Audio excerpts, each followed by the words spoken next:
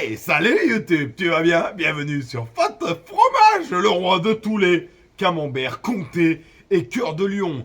Aujourd'hui, on va parler de bateaux dans un budget de 5000 balles et tu vas voir que là, pour le coup, c'est compliqué.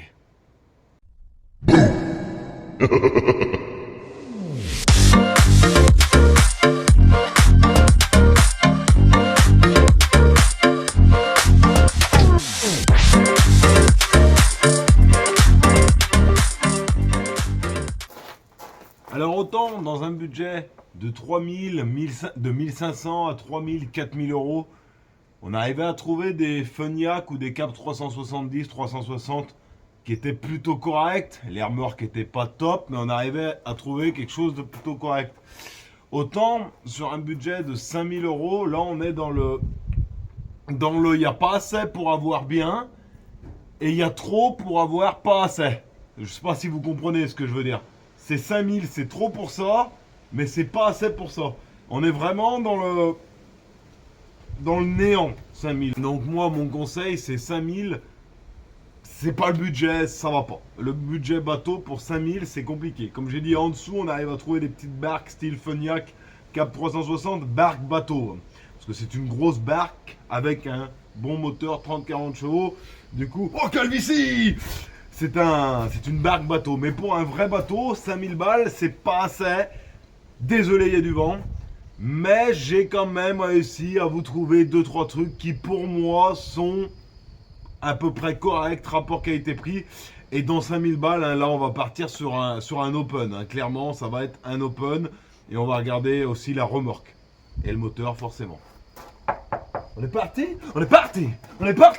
pour regarder les open. Ce que je n'ai pas fait, mais qu'il faut faire, ouvrir le capot du moteur pour vérifier. Hein. Moi, j'avais tellement confiance au mec, il faisait partie de l'équipe de France de Black Bass.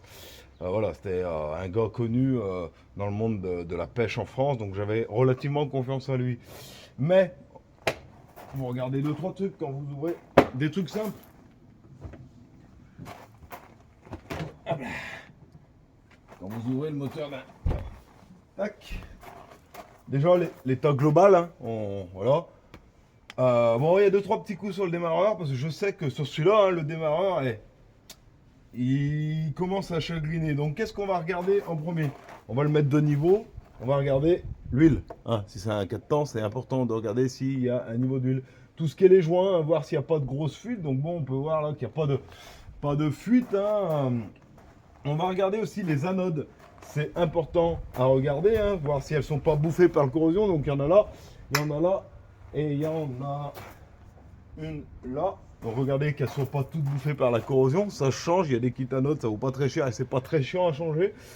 Qu'est-ce qu'on va regarder? Bah, il n'y a pas de fuite à l'intérieur. Hein, donc bon, on voit que là, voilà, ça ne baigne pas dans la sauce ketchup. Hein.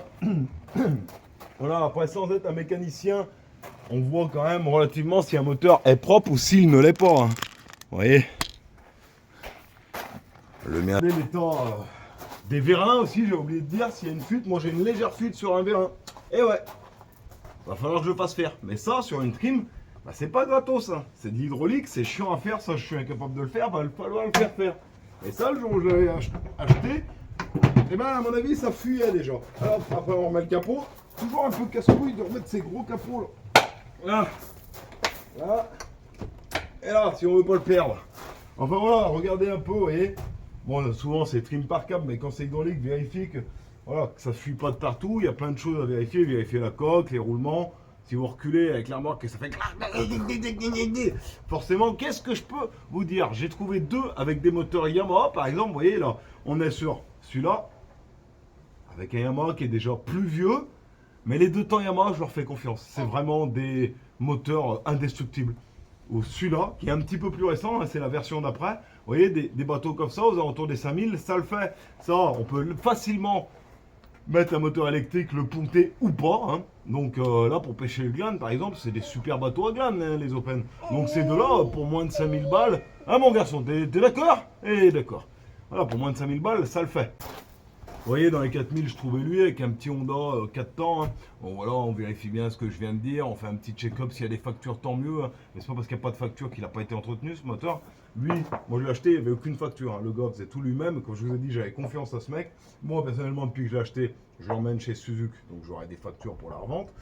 Mais je vous faisais confiance et j'ai bien fait de lui faire confiance. J'ai jamais été emmerdé. À part le démarreur qui merde. Bah, il merdouille pas, mais quand je démarre, il accroche un peu. Vous savez, il fait des petits coups d'accroche. Donc voilà, un démarreur, alors que j'en achète un, c'est 250 balles, voire plus. À monter, c'est pas casse-couille, je le ferai tout seul. Voilà, ça je le savais, je le ferai, c'est pas très grave. Et après, j'ai trouvé lui qui est très intéressant, là, avec un moteur 30 chevaux, toi dessus, le 4 temps, tu peux y aller, c'est indestructible, c'est du top. Moi, j'avais un 2 temps, toi dessus, 30 chevaux, j'ai jamais été emmerdé de ma vie, toi dessus, tu peux y aller. Franchement, c'est des super moteurs. Après, on a lui, qui est plutôt très intéressant, avec le 30 chevaux Mercury. Vous voyez, il paraît hyper propre en photo, mais attention, c'est là où il faut bien faire attention dans ces budgets-là. Regardez là, juste là. On voit qu'il a été repeint ce bateau. Donc c'est rien, hein. Tout à fait le droit de repeindre un bateau.